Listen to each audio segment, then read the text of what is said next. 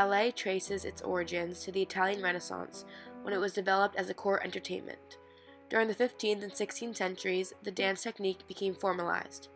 The age was dominated by the ballerina at the expense of the male dancer. However, since the creation of ballet, past male dancers have risen above the rest and fought for the male dancer's place in the ballet world.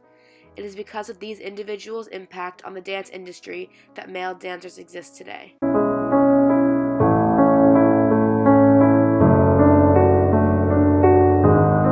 At age 10, Edward Villella began his formal dance training, landing him scholarships to the School of American Ballet and the New York City Ballet.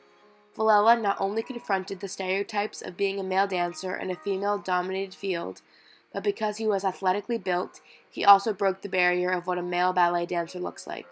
By challenging the limits of what a ballet dancer looks like, he changed the perception of the public and allowed for a greater variety of physiques in the ballet industry.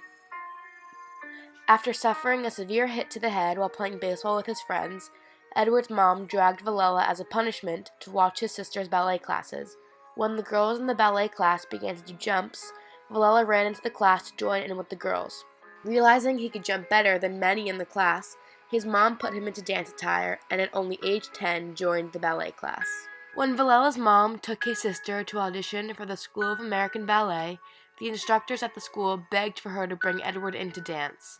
His sister eventually quit ballet because it wasn't what she enjoyed, but for Edward, he had fallen in love with the art. His parents, especially his father, were embarrassed by their son for dancing and forced him to go to college instead of ballet school. While in military school, Villella was successful in baseball and was a boxing champion, all thanks to his immense physicality. While receiving an education, Edward would secretly take ballet classes at night to fulfill his need of dance while in school. After graduating, he gave his degree to his father to show him he had done what he had wanted and went right back to what he loved the most, dance. Throughout the majority of his career as a dancer, Villella worked very closely with George Balanchine, one of the most well-known ballet choreographers to have existed. Edward was featured in countless ballets throughout his career thanks to Balanchine. I feel at the time in the 50s and 60s, it wasn't as accepted to be a male dancer. We're going to talk a little bit about ballet. I'm a ballet dancer. I think he changed the face of what people understood a male dancer to be. He showed the athleticism. You had to have power and strength to be a dancer. Eddie had a huge influence on how people saw ballet in this country. What Eddie had was that American spirit in his dancing. He was a crusader in the art of dance to popularize it. Man Who Dances. Edward Villella. He was welterweight boxing champion of the New York Maritime Academy. Now he is a star of the new generation of male dancers that is exciting the world of ballet with breathtaking speed, power, and manly art. Ladies and gentlemen, we are so proud to welcome back to our show one of the finest, absolutely sensational, one of the finest dancers in the whole world, Mr. Edward Villella. Not only was Edward recognized by many, but he also achieved such greatness throughout his dancing career and even after dancing. He served on the NEA's National Council of the Arts, performed for many presidents, and received the National Medal of Arts in 1997. Even when he stopped performing, he became one of the founders of the Miami Ballet and put in just as much work into teaching others as he did when he danced. He spoke to many young audiences, teaching people the importance of ballet, and it especially showed many that men can be ballet dancers too. His dedication, skill, athleticism, and hard work proved to many Americans that sports are not the only thing that take effort and athletic abilities. In fact, he showed that these dancers are putting just as much effort in as athletes and working just as hard, but making it look easy and impeccable at the same time. Thanks to Villella and other role models, we can see a large amount of male dancers being represented today. Documentaries, movies, social media, and live performances all showcase these talented male dancers today. Many male dancers today are inspired by other male dancers like Villella.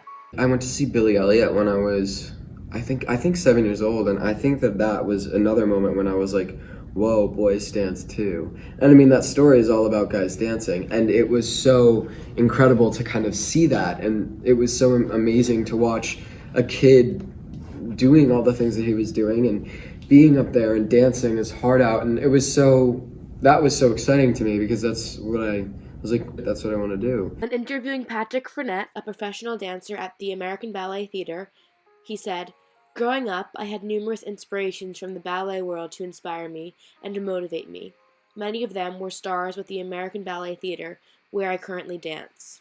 There was a Take Me to Church video that came out with the ballet dancer, and I know a lot of people saw that. And that was kind of when I was like, see, this is what we do. This is not like, I mean, the guy, like, he's flying around. He's barely touching the floor. And I think that's kind of when people started respecting, like, oh, like, I can't do that. You know what I mean? There are so many opportunities for boys today to dance, in fact, more so than ever. That being said, the fight for male equality in the dance world that dancers like Edward Villela started so long ago is not over. Male dancers are still targeted and questioned for their career or activity interests today.